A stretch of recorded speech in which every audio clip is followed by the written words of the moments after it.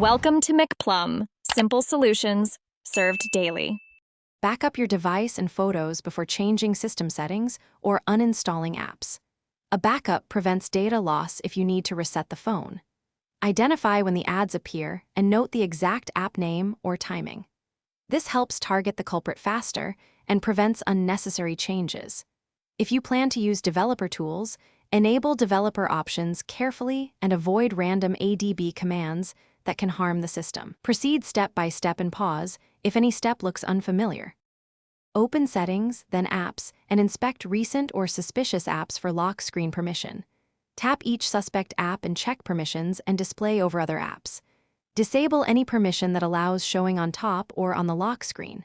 Next, open Settings, then Notifications, and tap Lock Screen or Ambient Display. Turn off lock screen suggestions, carousel, or news cards in that menu.